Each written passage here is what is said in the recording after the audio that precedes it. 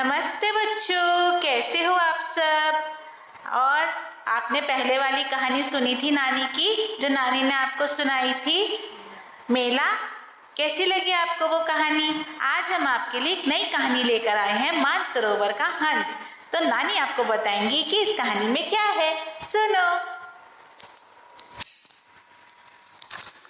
नमस्ते बच्चों, चलो सब आ जाओ। एक जमींदार था, उसके बड़े बड़े खेत थे, बहुत सी गाय भैंसे थी, बहुत बड़ा मकान था, वो बहुत अमीर था और उसके मकान में बहुत सारा सामान था।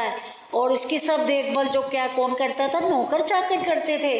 वह सब काम नौकर ही करते थे। जमींदार तो दिन भर आराम करता था, सुबह देर से उठता, दोस्तों से गप्पे मारता, कभी कभी घूमने जाना, बस यही उसकी दिनचर्या थी। धीरे धीरे खेतों में अनाज कम होने लगा, गाय भैंसों के दूध के पैसे कम आने लगे, यहाँ तक कि घर का सामान भी कम होने लगा। तब जमींदार परेशान हुआ। उसने सोचा ऐसे तो एक दिन वह गरीब हो जाएगा। अब वह क्या करे। एक दिन उस जमींदार का एक पुराना मित्र हरिश्चंद्र उसके घर आया। वह जमींदार के घर की हालत देखकर हैरान रह गया कि भाई तुम तो पहले बहुत अमीर थे, अब क्या हो गया। जमींदार ने उसे अपनी सारी परेशानी बताई। हरीश तो समझ गया कि जमींदार कोई भी काम खुद नहीं देखता है। हरीश ने जमींदार से कहा, मैं तुम्हारी परेशानी दूर करने का एक तरीका है, एक ही दिन में सब ठीक हो जाएगा। जमींदार ने पूछा, तो बताओ ना, बताओ जल्दी बताओ, क्या तरीका है, मैं जरूर करूँगा।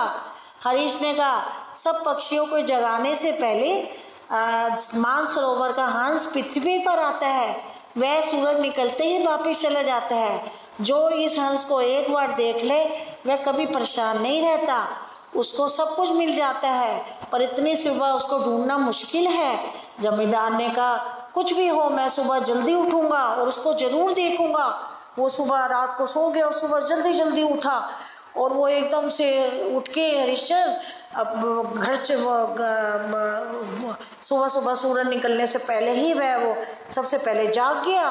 वह हंस को ढूंढने जाने लगा तो उसने देखा कि गौशाला में काम करने वाला जो नौकर था, जो गाय का दूध निकालता था, उसने दूध निकाला और जो आधा दूध था वह अपनी पत्नी को दे रहा था। जमींदार को देखकर वह डर गया और जमींदार से उसने कहा, मुझे माफ कर दो, मेरे से गलती हो गई, मैंने दूध आपका चुराया, मैं अब आगे से नहीं करूँगा। जमींदार अपने खेतों के खलिहान में आगे पहुंचा तो उसने देखा कि उसके पड़ोस का एक आदमी वहां से उसका अनाज उठा के जा रहा है। जमींदार ने उसको भी डांटा तो वह अनाज छोड़कर भाग गया। तो हंस को ढूंढते जमींदार खेतों की तरफ गया। वह बहुत देर तक वहां घूमता रहा, उसे हंस कहीं दिखाई नहीं दिया। उसने सोचा कि सबके खेतों में किसान काम कर रहे हैं, लेकिन उसके खेत में काम करने वाले मजदूर अब आ रहे हैं। जमींदार ने उसे देर से आने के लिए डांटा। उन्होंने जल्दी आने और मेहनत से काम करने का वादा किया। उन्हें कहा, हमें माफ़ कर दो। हम आपका मजदूर कहने लगे, हमें माफ़ कर दो, आज हमें लेट हो गए, हम कल से आपके खेतों में जल्दी आएंगे, क्योंकि वो तो रोज लेट आते थे। तो उन्होंने उसको माफ़ कर दिया। इसी तरह वह जमींदार रोज सुबह जल्दी उठने लगा। उसे देखकर सारे नौकर जो थे वो ठीक से काम करने लगे। अब तो उसका सामान चोरी भी नहीं हो रहा था। सब सुबह उठ के खेतों में तक घूमने से जमींदार की सेहत भी बहुत अच्छी हो गई थी। सब काम ठीक से होने लगा तो पैसे से भी जल्दी ज्यादा फायदा होने लगा। कुछ ही दिनों के बाद उसका मित्र हरिश्चंद्र फिर उसके घर आया। जमींदार से उसने कहा, दोस्त, मैं रोज सुबह हंस को ढूंढने जाता हूँ, हंस तो नहीं दिखा, लेकिन मेरी परेशानी तो बिल्कुल ही दूर हो गई है।